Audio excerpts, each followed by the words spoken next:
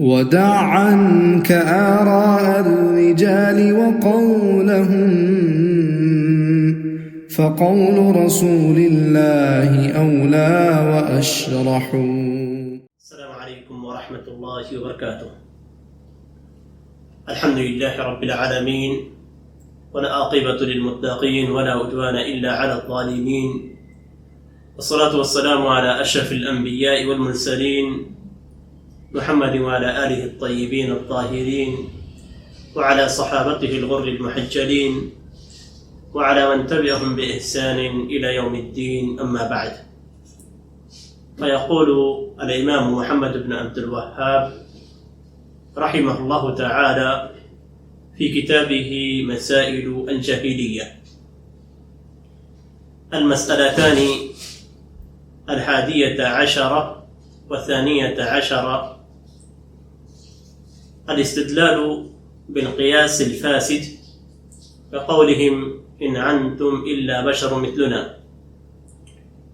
إنكار القياس الصحيح والجامع لهذا وما قبله، عدم فهم الجامع والفارق. محترم سامعین، یہ امام محمد بن عبد الوہاب رحمہ اللہ کی کتاب مسائل الجاہلیہ سے 11واں اور 12واں مسئلہ ہے، یعنی مسئلہ نمبر 11 اور 12 ہے،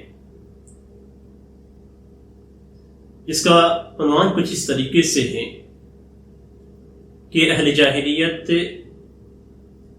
قیاس سے فاسد کو مانتے تھے اور صحیح قیاس کا انکار کرتے تھے۔ اصولین کے یہاں قیاس کی 2 قسمیں پائی جاتی ہیں۔ ایک قیاس علہ ہے، جس کے اندر فرع کو اصل کے ساتھ ملا دیا جاتا ہے، ان دونوں کے درمیان کوئی علت پائی جاتی ہے، جس علت کے پائے جانے کی وجہ سے فرع کو اصل کے ساتھ حکم میں شامل کیا جاتا ہے۔ یعنی قیاس کس طریقے سے کیا جاتا ہے کہ قیاس کے اندر اصل، فرع، علت اور حکم، یہ 4 چیزیں ایسی ہیں جن کا پائے جانا ضروری ہے۔ اصل یعنی جس پر قیاس کیا جائے، فرع جس کو اصل پر قیاس کیا جائے، اور علت جو اصل کے اندر پائی جاتی ہے وہ فرع کے اندر بھی پائی جائے، اور حکم جو اصل کا ہے یہی اصل میں فرع کو دیا جاتا ہے۔ تو یہ 4 چیزیں ہیں جن کا قیاس کے اندر پائے جانا ضروری ہے۔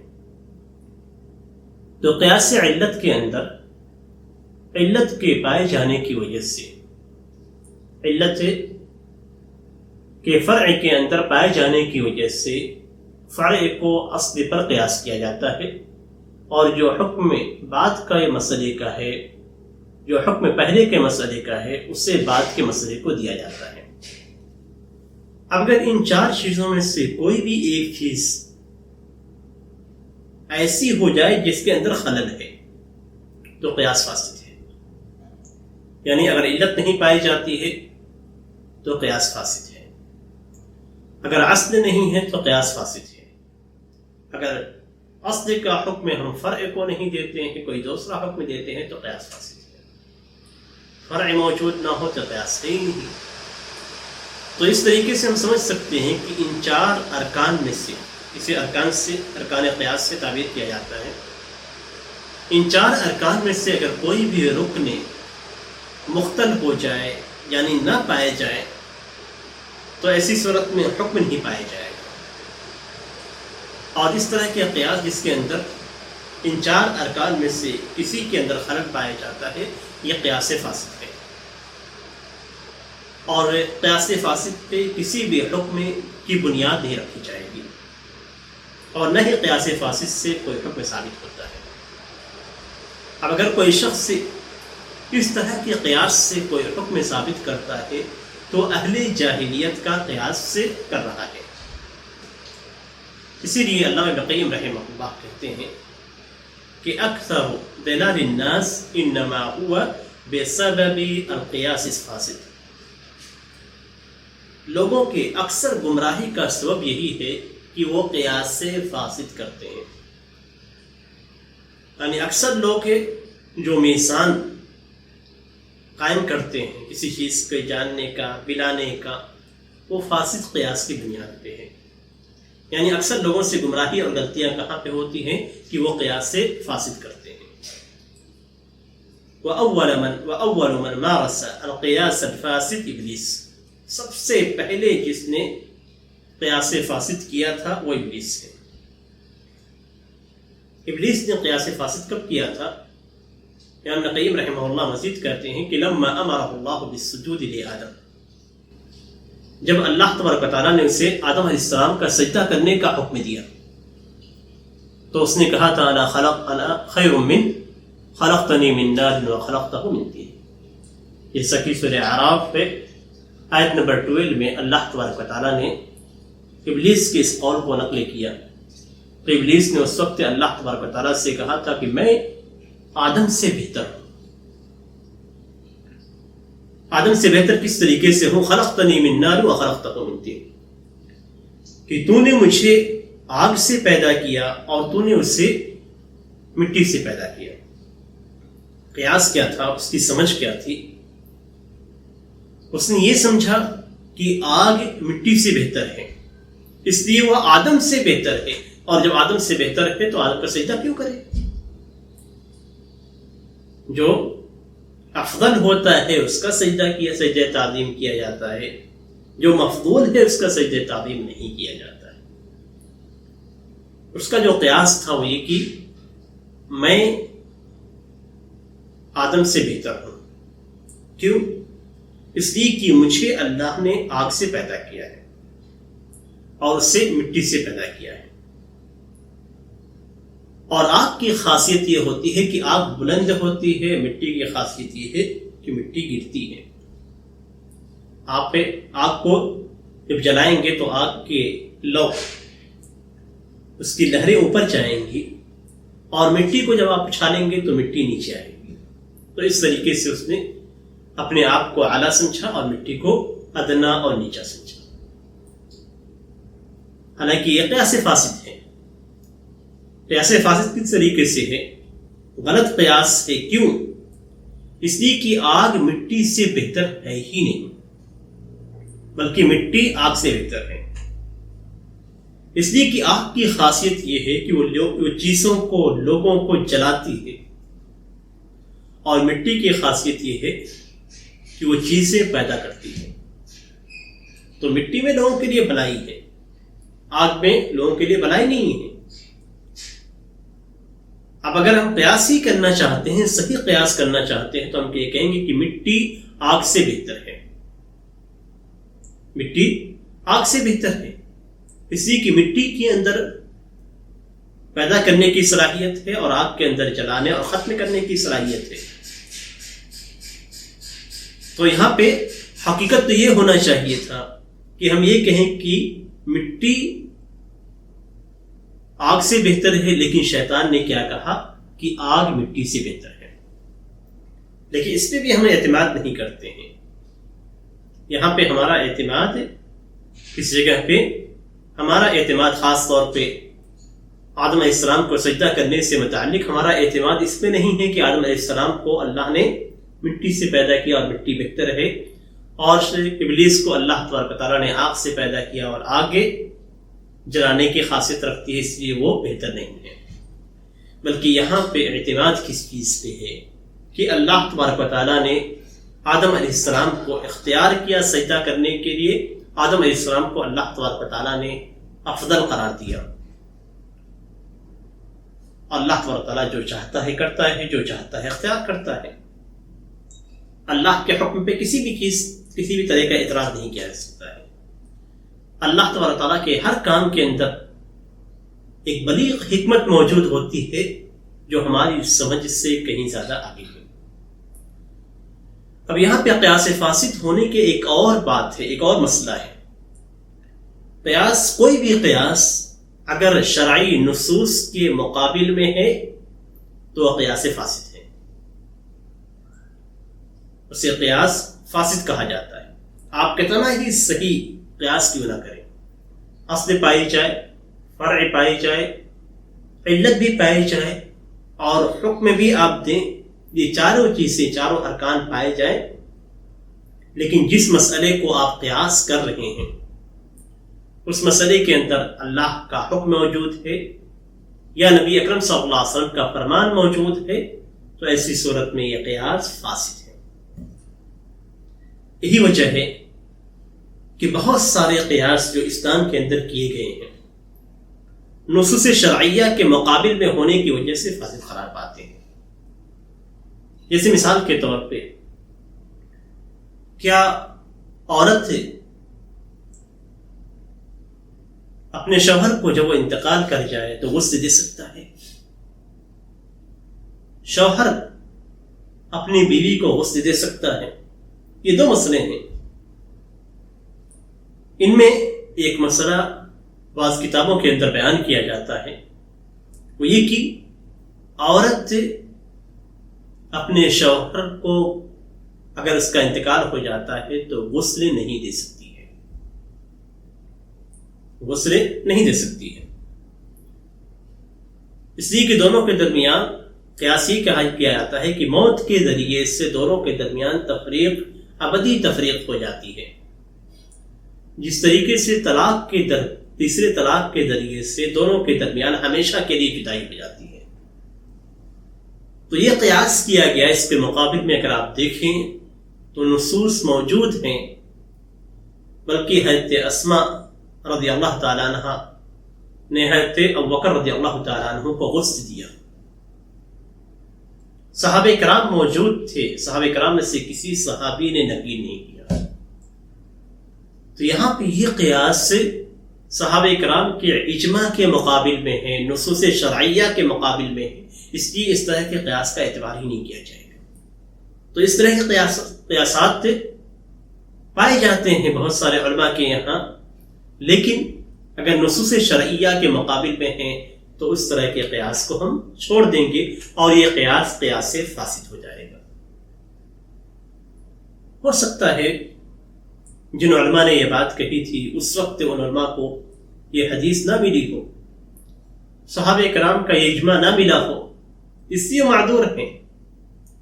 انہوں نے اجتہاد کیا اور اجتہاد کرنے کی صورت میں انہیں ایک اجر ملے گا، اس لیے کہ ان کا یہ اجتہاد نصوص کے مقابل میں ہے۔ لیکن جب ہمیں قیاس کا بھی علم ہو جائے اور نصوص کا بھی علم ہو جائے تو ایسی صورت میں ہمیں نصوص کو لینا ہے اور علماء کے قیاس کو اس کے مقابل میں چھوڑ دینا ہے۔ ان کے لیے دعائیں کرنی ہے کہ اللہ ان پہ رحم فرمائے، اور اس مسئلے کے اندر انہوں نے جو اجتہاد کیا اللہ تبارک تعالیٰ ان کو ان کا اجر نصیب فرمائے۔ نہ ہم ان کو برا بھلا کہیں گے، نہ ان پہ لعن و طعن کریں گے، ان کے احترام کو اپنے دلوں میں باقی رکھیں گے، اور ان کی اس غلطی کو ہم غلطی سمجھتے ہوئے ان کے لیے اجر کی دعا کریں گے۔ یہ ہمارے اوپر پردے ہیں۔ تو قیاس سے اگر نصوص کے مقابل میں ہو تو قیاس فاسد ہے۔ یہاں پہ اللہ تبارک و تعالیٰ نے ابلیس کو حکم دیا، یہ نص شرعی ہو گیا، ابلیس کو حکم دیا اور ابلیس نے سجدہ نہیں کیا اور اس نے قیاس کیا۔ اگر اس کا قیاس ہم صحیح بھی مان لیں تو نصوص شرعیہ کے مقابل میں ہونے کی وجہ سے قیاس فاسد ہے۔ یعنی اگر ہم علت حکم، اصل اور فرع سب کچھ اس کے اندر تلاش کر لیں صحیح طریقے سے، تب بھی یہ قیاس فاسد ہے۔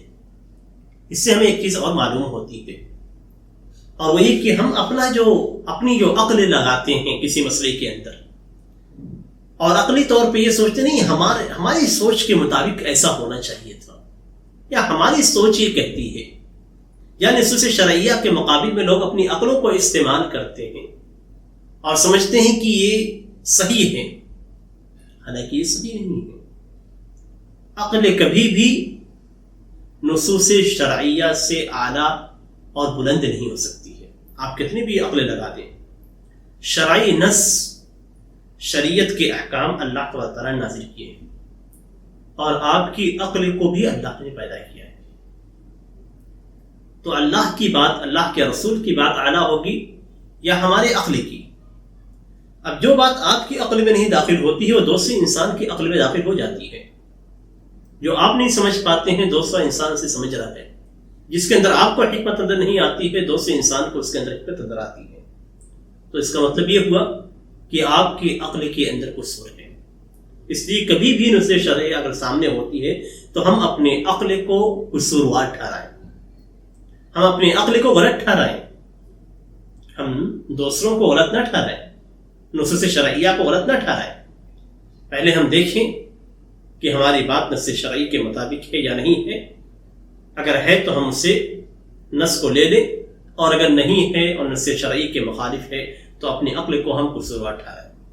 ہم کسی اور کو قصوروار نہ ٹھہرائیں، کسی نص کو ہم غلط نہ سمجھیں، ورنہ ہماری ہٹ درمی ابلیس کی ہٹ درمی ہوگی. ہمارا قیاس فاسد ابلیس کے قیاس فاسد کی طرح ہو جائے گا. اس لیے اگر کوئی شخص نصوص شرعیہ کے مقابل میں قیاس کو اختیار کرتا ہے اور اپنے قیاس کو نصوص کے مقابل میں مقدم کرتا ہے تو وہ اہل جاہلیت کا قیاس کرتا ہے. یہ قیاس اہل جاہلیت کا قیاس ہے. اہل جاہلیت نے بھی یہی قیاس کیا. مشرکین اسی قیاس فاسد کو لے کر چلتے تھے، اس لیے کہ انہوں نے رسولوں کو جھٹلایا. رسولوں کو جھٹلانے کی جو وجہ، جو علت بیان کی گئی ہے، وہ کیا کہتے تھے؟ کہتے تھے ان انتم الا بشر مثلنا، تم تو ہمارے جیسے انسان ہو. جیسا کہ اللہ تعالیٰ نے سورہ ابراہیم آیت نمبر 10 میں مشرکین کے قول کو نقل کیا ہے، ان انتم الا بشر مثلنا، کہ تم ہمارے جیسے انسان ہو. یعنی تم اور میں دونوں کی دونوں انسان ہیں، تو میں رسول نہیں ہوں تو تم کیسے رسول ہو سکتے ہو؟ اس طریقے سے انہوں نے قیاس کیا. اس لیے کہ رسالت مشرکین کے سمجھ کے مطابق انسانوں میں نہیں ہو سکتی تھی. انسانوں میں رسالت نہیں پائی جا سکتی. یہ ان کا گمان تھا اور یہ باطل قیاس تھا. اس لیے کہ قیاس کی جو دوسری قسم ہے وہ قیاس مع الفارق ہے. قیاس مع الفارق ہے، یعنی اگر دو قیاس کی جو دوسری قسم ہے جس کو باطل قرار دیا جائے گا. قیاس کی دو قسمیں، پہلے قیاس سے علہ بیان کیا گیا اور قیاس بے الغاء الفارق یا بے نفی الفارق کہا جاتا ہے، یعنی فرق مٹا دیا جائے تو ایسی صورت میں دونوں کا حکم ایک جیسا ہو جائے گا. جیسے کہ اللہ تعالیٰ نے قرآن مجید کے اندر ذکر کیا ہے کہ ان الذین یأکلون اموال الیتامی ظلما انما یأکلون فی بطونہم نارا، کہ جو لوگ ظلماً یتیموں کے مال کو کھاتے ہیں وہ اپنے پیٹ میں آگ کھا رہے ہیں. تو وہاں پہ کھانے کا ذکر کیا گیا ہے کہ جو لوگ کھاتے ہیں. اب اگر کوئی شخص یتیم کے مال کو پھاڑ دیتا ہے، کوئی شخص یتیم کے مال کو جلا دیتا ہے، کوئی شخص یتیم کے مال کو دریا میں یا کسی جگہ پہ لے آ کے دفن کر دیتا ہے، تو کیا اس نے یتیم کے مال کے ساتھ ظلم نہیں کیا؟ ظلم کیا، لیکن کھانے کی نوعیت نہیں دی، دوسری نوعیت رہی. تو دونوں نوعیت کے اندر جو چیز جمع ہوتی ہے، جو فرق ہے، وہ فرق کوئی معنی نہیں رکھتا ہے. یعنی ایک شخص سے کسی نوٹ کو پھاڑتا ہے، دوسرا جلاتا ہے، کیا آپ دونوں کے درمیان فرق رکھیں گے کہ نہیں اس کا حکم الگ ہوگا، اس کا حکم الگ ہوگا؟ یعنی آپ کے پیسے کو کوئی لے کر جلا دیتا ہے اور دوسرا شخص اس کو لے کر پھاڑ دیتا ہے، دونوں کو آپ ایک نظر سے دیکھیں گے یا الگ الگ نظر سے دیکھیں گے؟ دونوں کا حکم آپ ایک رکھیں گے یا الگ الگ رکھیں گے؟ ظاہر سی بات ہے دونوں کا حکم ایک ہے. اس نے بھی آپ کا مال کو برباد کیا، پیسے کو برباد کیا، اس نے بھی آپ کے پیسے کو برباد کیا، تو دونوں کا حکم ایک ہے. تو اسی کو قیاس بے نفی الفارق کہا جاتا ہے، یعنی دونوں کو ایک حکم دیا جائے گا. اب اگر دونوں کے درمیان آپ فرق بیان کر دیتے ہیں کسی بھی دوسری مسئلے کے اندر، جیسے بشریت کا مسئلہ یہاں پہ رکھا گیا ہے کہ انسان پر انسان یہ نبی نہیں ہو سکتا ہے، انسان رسول نہیں ہو سکتا ہے۔ کیوں؟ اس لیے کہ انسان ایک جیسے ہیں، تو ایک رسول ہو سکتا ہے تو دوسرا بھی رسول ہو سکتا ہے۔ یہ ان کی حجت تھی کہ آپ ہمارے جیسے انسان ہیں اور انسان رسول نہیں ہو سکتا ہے، اس لیے کہ ایک اگر انسان رسول ہو سکتا ہے تو دوسرا بھی رسول ہو سکتا ہے۔ تو اب اس فرق کو کس طریقے سے بیان کیا جا سکتا ہے کہ نہیں، اللہ تبارک و تعالیٰ نے انسانوں کے درمیان تفریق رکھی ہے۔ اللہ تبارک و تعالیٰ نے انسانوں کے درمیان تفریق رکھی ہے، کچھ کو اللہ تبارک و تعالیٰ نے اونچا مرتبہ دیا ہے، کچھ کو نیچا مرتبہ دیا ہے، تو دونوں برابر نہیں ہیں۔ کسی کو علم سے نوازا ہے، کسی کو نہیں نوازا ہے، دونوں برابر نہیں ہیں۔ تو یہ تو فرق موجود ہے انسان کے اندر، اور جب چھوٹی چیزوں میں فرق ہو سکتا ہے تو بڑی چیزوں میں بھی فرق ہو سکتا ہے۔ اس لیے یہ قیاس کرنا کہ تم ہمارے جیسے انسان ہو، ہم رسول نہیں ہیں تو تم بھی رسول نہیں ہو سکتے، یہ غلط ہے۔ اس لیے کہ اللہ تبارک و تعالیٰ تو اللہ تبارک و تعالیٰ نے رسولوں کو دوسروں پہ فضیلت دی ہے، رسولوں کو اللہ تبارک و تعالیٰ نے اختیار کیا ہے، اللہ تبارک و تعالیٰ نے انہیں چنا ہے، اللہ تبارک و تعالیٰ ان کے حالات کو اور رسالت اور بعثت کے لیے ان کا صحیح ہونا یہ اللہ تبارک و تعالیٰ جانتا ہے۔ اللہ تبارک و تعالیٰ نے قرآن مجید کے اندر سورۃ الحج آیت نمبر 75-76 میں فرمایا، اللہ یصطفی من الملائکۃ رسلا ومن الناس ان اللہ سمیع بصیر یعلم ما بین ایدیہم وما خلفہم۔ اللہ تبارک و تعالیٰ فرشتوں میں سے جسے چاہتا ہے رسول کے طور پہ، پیغمبر کے طور پہ، اپنے پیغام کو پہنچانے والے کے طور پہ چن لیتا ہے، اور لوگوں میں سے بھی۔ آپ دیکھیں حضرت جبریل علیہ السلام کو اللہ تبارک و تعالیٰ نے نبیوں تک اپنے پیغام کو پہنچانے کے لیے چنا، اور اللہ تبارک و تعالیٰ نے نبیوں کو انسانوں میں سے چنا تاکہ وہ اللہ کے پیغام کو عام لوگوں تک پہنچا دیں۔ اللہ تبارک و تعالیٰ بہترین سننے والا اور بہترین دیکھنے والا ہے۔ یعلم ما بین ایدیہم وما خلفہم، اللہ تبارک و تعالیٰ جانتا ہے جو ان کے آگے ہے، جو ان کے پیچھے، ساری چیزوں کا علم اللہ تبارک و تعالیٰ ہے۔ اسی لیے جب ان لوگوں نے یعنی مشرکین نے رسولوں سے یہ کہا کہ ان انتم الا بشر مثلنا تريدون ان تصدونا عما كان يعبد آباؤنا فأتونا بسلطان مبين، کہ تم تو ہمارے جیسے انسان ہو، تم چاہتے ہو کہ ہم جس چیز کی عبادت کرتے ہیں اس سے ہمیں روک دو، ہمارے آبا و اجداد جس چیز کی عبادت کیا کرتے تھے اس سے تو ہمیں روک دو، تو کوئی واضح دلیل لے کر ہمارے سامنے آؤ۔ تو رسولوں نے ان سے کیا کہا، قالت لهم رسلهم ان نحن الا بشر مثلكم ولكن الله يمن على من يشاء من عباده، کہ ہم تو تمہارے جیسے انسان ہیں۔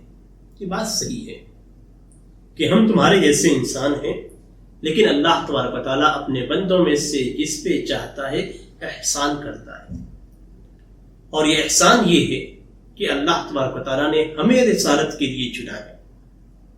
اس لیے تمہارا یہ قیاس مع الفارق ہے۔ قیاس مع الفارق اس لیے ہے کہ سارے انسان برابر نہیں ہیں، سب کی حیثیت ایک جیسی نہیں ہے۔ آپ دیکھیں تو کوئی امیر ہے، کوئی غریب ہے، کوئی غریب سے غریب ہے، کوئی ڈاکٹر ہے تو کوئی ڈاکٹر نہیں ہے، کوئی انجینئر ہے تو کوئی انجینئر نہیں ہے، کوئی عالم ہے تو دوسرا عالم نہیں ہے۔ آپ دیکھیں ایک ہی گھر کے بیٹے برابر نہیں ہوتے ہیں، ایک باپ کے بیٹے کئی ایک بیٹے ہیں تو سب برابر نہیں، عقل کے اندر ہی برابر نہیں ہے، جسم کے اندر بھی برابر نہیں ہے، اور نہ ہی ان کے اندر ایک جیسی کوالٹی پائی جاتی ہے، فرق ہوتا ہے ایک باپ کے بیٹوں میں۔ تو انسانوں میں تو فرق ہونا یہ طبیعی چیز ہے، یہ تو بالکل نظر آنے والی چیز ہے۔ تو جب یہ فرق انسانوں کے اندر پایا جا رہا ہے، انسانوں میں مومن بھی ہیں، کافر بھی ہیں، نیک لوگ بھی ہیں، برے لوگ بھی ہیں، جاہل ہیں، فاسق ہیں، ہر قسم کے لوگ ہیں، تو اب آپ کیسے کہہ سکتے ہیں کہ سارے انسان ایک جیسے ہیں؟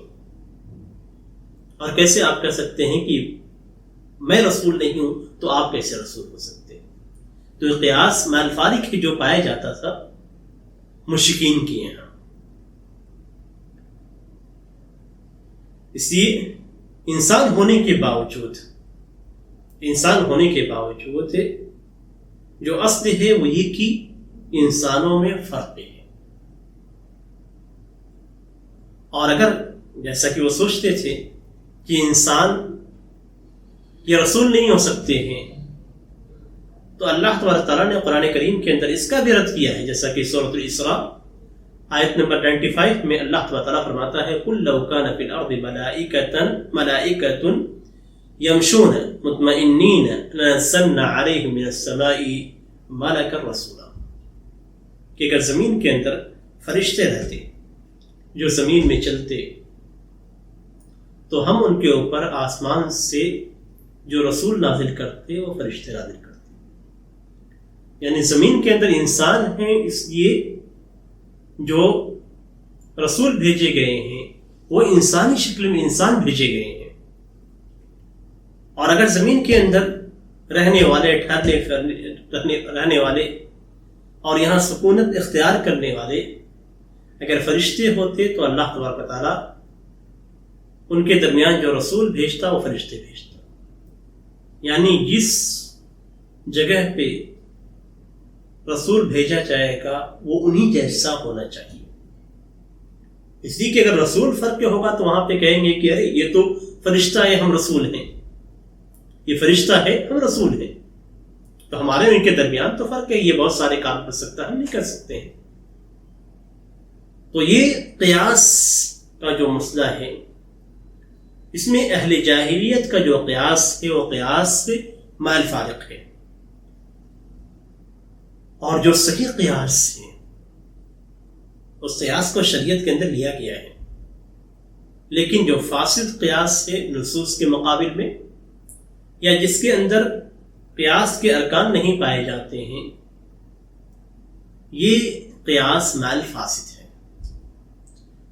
اور ہمیشہ ایسا ہوا ہے کہ مشرکین قیاس مع الفاسد پہ اعتماد کرتے تھے، قیاس فاسد پہ اعتماد کرتے تھے یا قیاس مع الفارق پہ اعتماد کرتے تھے.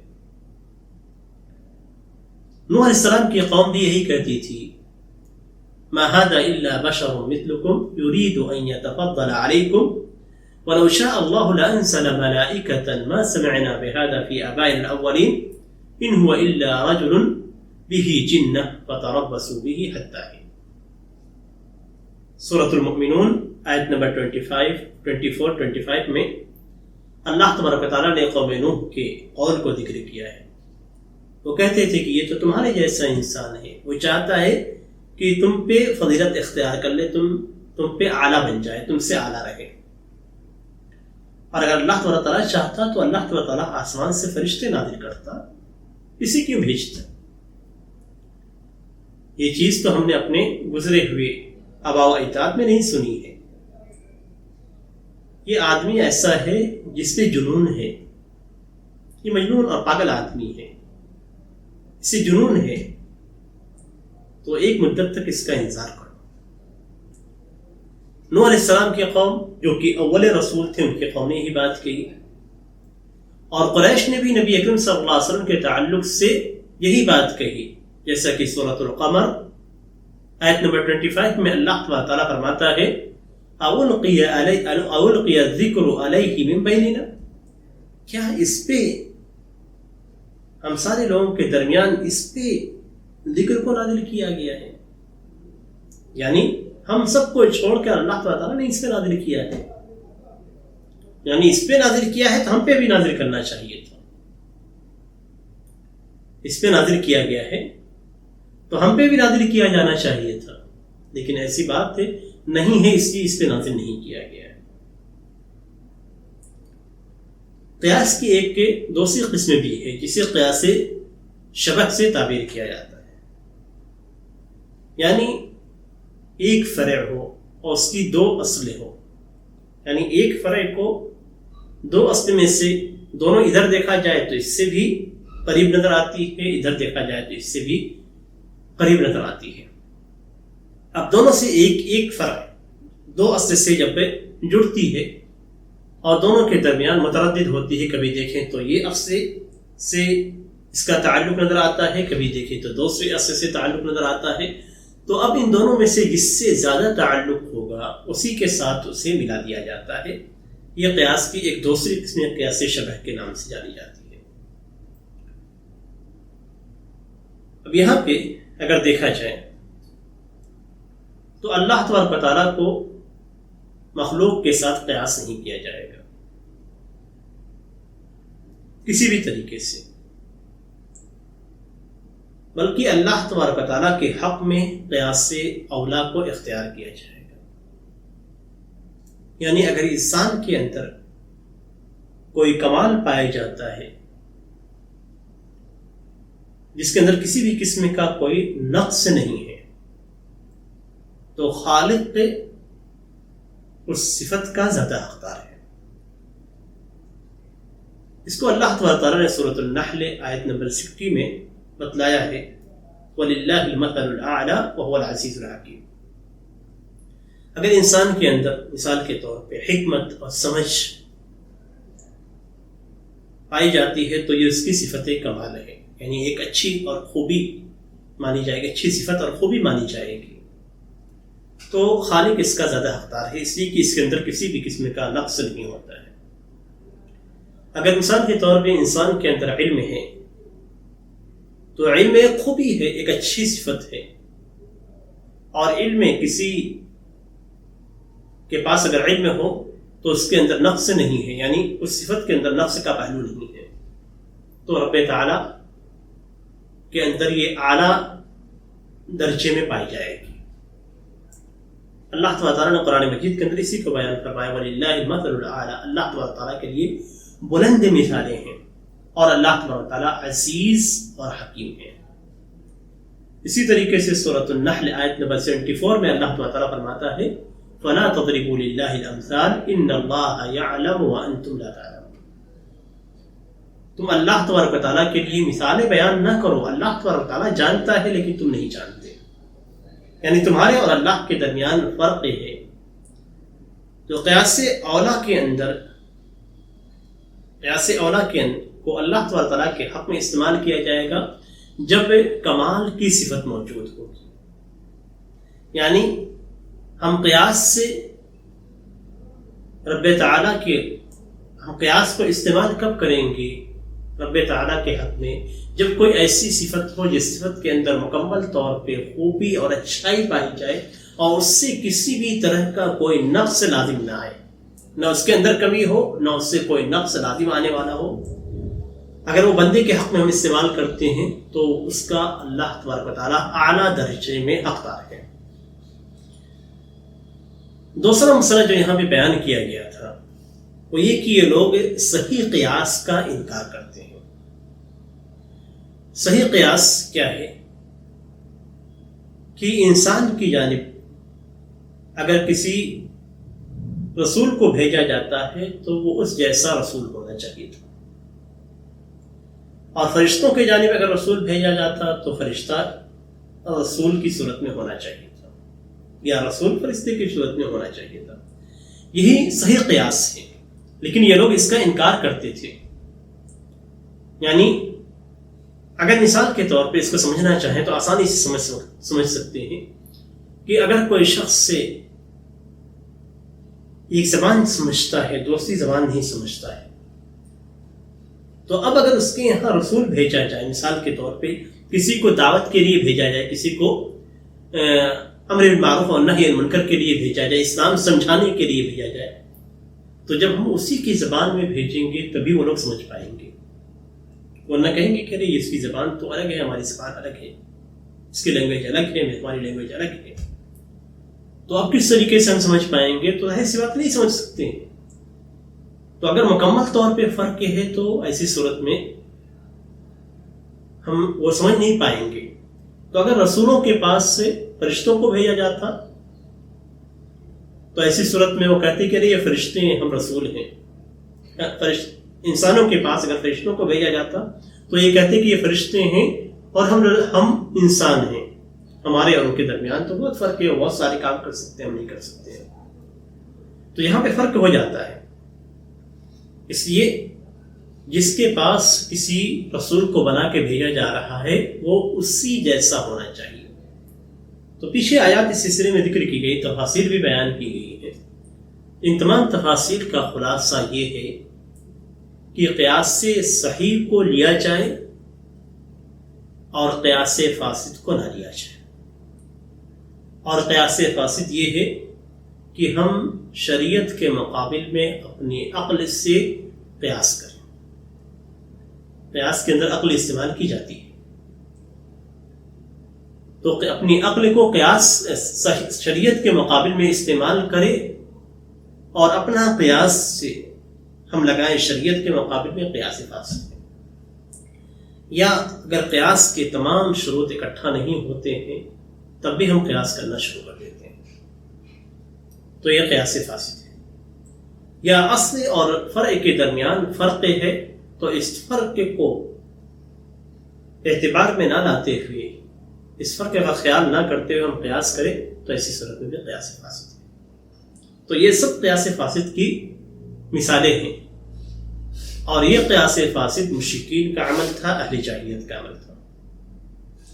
ایسی ہی اگر کوئی نیا مسئلہ پیش آتا ہے شریعت کے اندر جس پہ صراحتاً کوئی نص موجود نہیں ہے اس مسئلے کے حکم کے لیے، جیسے آج کل کے شیئر مارکیٹ کا معاملہ ہے، لیکن شریعت کے پاس اصول اور قواعد ہیں جن کی روشنی میں ہر مسئلے کا حل بیان کیا جا سکتا ہے. تو اگر کوئی عالم قیاس کرتا ہے اور اس کا قیاس صحیح ہے، شریعت کے اصول یا کسی نص کو لیتے ہوئے، اس کو اصل بناتے ہوئے اگر وہ قیاس کرتا ہے، پھر اس قیاس کو قبول نہ کیا جائے تو یہ اہل جاہلیت کا عمل ہے. اس لیے ہمیشہ اس معاملے میں متربع رہنے کی ضرورت ہے. شریعت کے سامنے اپنی عقل کو لگانے کی ضرورت نہیں ہے، شریعت کے مقابل میں اپنی عقل کو پیش کرنے کی ضرورت نہیں ہے.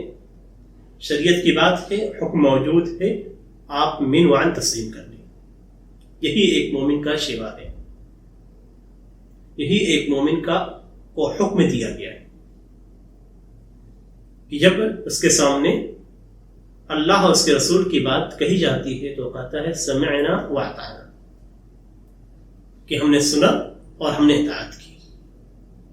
یہی قرآن کریم کے اندر ایک مومن کی کیفیت اور حالت اور شیوا اور اس کا عمل بتلایا گیا ہے کہ مومن ایسے ہی کہتا ہے کہ جب اسے اللہ اور اس کے رسول کی جانب بلایا جاتا ہے تو وہ کہتا ہے سمعنا واطعنا، کہ ہم نے سنا، ہم نے اطاعت کی، اپنی عقل نہیں دوڑاتا ہے. اور جب اس کے سامنے کوئی عالم صحیح قیاس کرتے ہوئے کسی مسئلے کا حکم بیان کرے تو اس عالم کی بات نہیں ہوتی، حقیقت میں شریعت کی بات ہوتی ہے. اس لیے وہاں بھی اسے یہی کہنا چاہیے کہ ہم نے سنا، ہم نے اطاعت کی. تو یہ مومن کا شیوا ہے، یہ ایک مومن کا کام ہے، یہ ایک مومن کے اوپر واجب ہے شریعت اسلامیہ کی طرف سے. اس لیے ہمیشہ اپنے آپ کو شریعت کا پابند رکھنا چاہیے، اپنی عقل کو شریعت کے معاملات میں کبھی بھی داخل نہیں کرنا چاہیے. شریعت کو سمجھنے کے لیے عقل استعمال کریں، شریعت کے خلاف ورزی کرنے کے لیے عقل کو استعمال نہ کریں. ہمیشہ ہمیں اس بات کا خیال رکھنا چاہیے کہ کہیں بھی ہم سے شریعت کی مخالفت نہ ہو، اور کہیں بھی ہم سے کوئی ایسا عمل نہ ہو جو جاہلیت کے اعمال میں سے ہو، کہ ہم جاہلیت کا عمل کریں اور ہمیں معلوم بھی نہ پڑے کہ ہم جاہلیت کے عمل کو کر رہے ہیں، اسلام مخالف عمل ہم کر رہے ہیں. اللہ تعالیٰ سے دعا ہے کہ اللہ تعالیٰ ہمیں شریعت کا پابند بنائے، اس کے احکام پہ عمل کرنے کی توفیق عنایت فرمائے، اور ہمیں ہر قسم کے شریعت کی مخالفت سے محفوظ اور دور رکھے. آمین. وصلی اللہ علی نبینا محمد وعلی آلہ وصحبہ وسلم. السلام علیکم ورحمۃ اللہ وبرکاتہ.